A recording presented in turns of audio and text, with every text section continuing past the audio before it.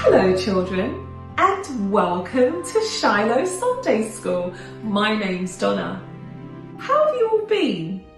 I hope you've all had a fantastic week and are enjoying your weekend. Well, today's Sunday School is catching up to find out what happened with Joseph. Do you remember last week when his brothers were angry with him and sold him into slavery? Now, Joseph's on his way to Egypt. So let's find out what happened to him out there. Are you ready to find out? Are you sitting comfortably? Join me on the journey of finding out what happened to Joseph. Joseph in Egypt. After his brothers sold him to slave traders, Joseph was taken to Egypt. There, his situation got even worse. When the slavers arrived in Egypt, they sold Joseph to Potiphar, who was captain of the bodyguard of the king or Pharaoh. God gave Joseph a special talent for organising his work well.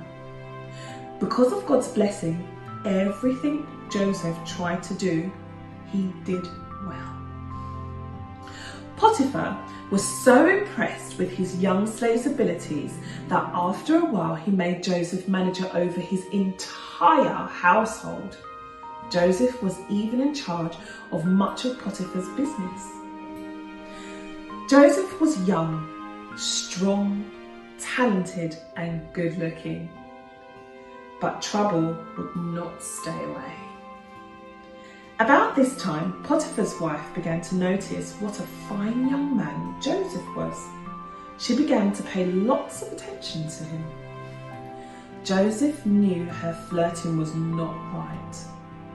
He tried to avoid her and have nothing to do with her. But one day, while Potiphar was away, his wife grabbed Joseph by his clothes. "Come with me," she said. Joseph did not know a good way to get out of this situation, so he quickly slipped out of his garments and ran from the house. Potiphar's wife was left holding Joseph's empty garment. She screamed in rage. Others in the household came running. "Joseph attacked me!" Potiphar's wife cried. That evening, when Potiphar came home, his wife repeated the lie, using the other servants as witnesses. "Joseph attacked me. When I screamed, he ran away. So here is his garment." Potiphar was so angry that he threw Joseph into prison. But even here, God blessed Joseph. Because of his talents and his good behaviour, he soon was put in charge of the entire prison. Joseph in prison. Joseph was imprisoned unfairly, but God was with him still. Even in prison, Joseph was successful in what he did. Sometime later, Pharaoh became angry with two of his servants, his chief baker and his butler. He had them thrown into prison. Joseph met them and became their friend. One night, both of these men had disturbing dreams. The next morning, Joseph noticed their unhappy faces and said, "Tell me your dreams." The butler spoke first. "In my dream, I saw a vine with 3 branches. It budded and filled with grapes. I squeezed them into Pharaoh's cup and gave him a drink." Joseph smiled. "Your dream has a happy meaning. 3 days from now, Pharaoh is going to take you out of prison and give your job back to you." Joseph continued, "When this happens, please try to help me if you can. I am a foreigner, a Hebrew. As a youth, I was kidnapped and sold into slavery. I am now in prison for a crime I did not do." The butler promised that he would help. Then Joseph listened to the baker's dream. "I dreamed I was carrying 3 baskets of baked goods on my head," began the baker. But before I could deliver them to Pharaoh, a great cloud of birds came and ate all the loaves and cakes. Joseph's face was saddened. My friend, prepare yourself for bad news. Your dream means that 3 days from now, you will be put to death by Pharaoh's order. Sure enough, Pharaoh's birthday came 3 days later. He gave a party for all the people who worked in his government and on his staff.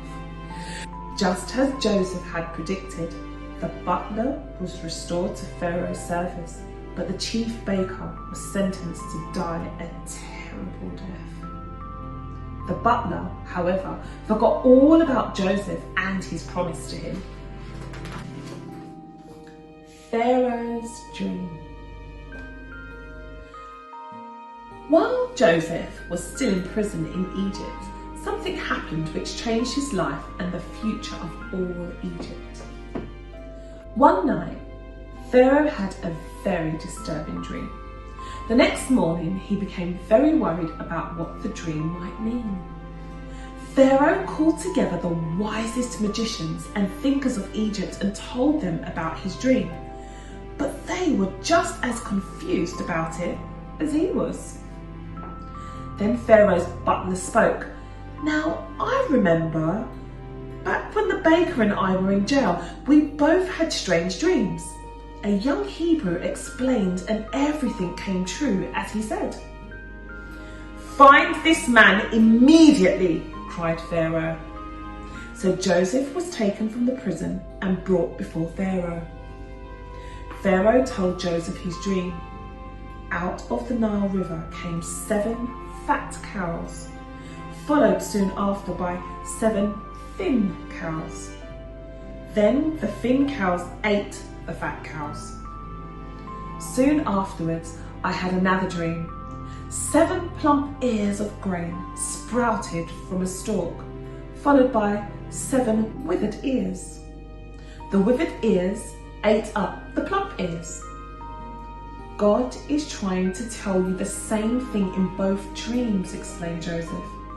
The 7 fat cows and plump ears mean that Egypt is going to have 7 years of good crops and great wealth. But these years of plenty will be followed by 7 years of famine, when crops will be poor and no one will have enough food, continued Joseph.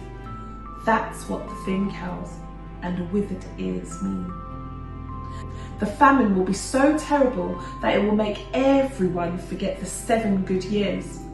God has planned all this, and it is going to happen soon. Seeing Pharaoh's dismay, Joseph added, I would suggest that Pharaoh find a wise man to help the country prepare for this emergency. Pharaoh said to his servants, who could be better than Joseph? The Spirit of God is clearly in him. Then he proclaimed, I appoint Joseph Prime Minister of Egypt. Only I will outrank him. Wow, what an amazing story and an amazing journey that Joseph is on. I can't wait to find out more. I look forward to seeing you all again next week. But remember, be good until we meet again. Take care for now. Bye-bye.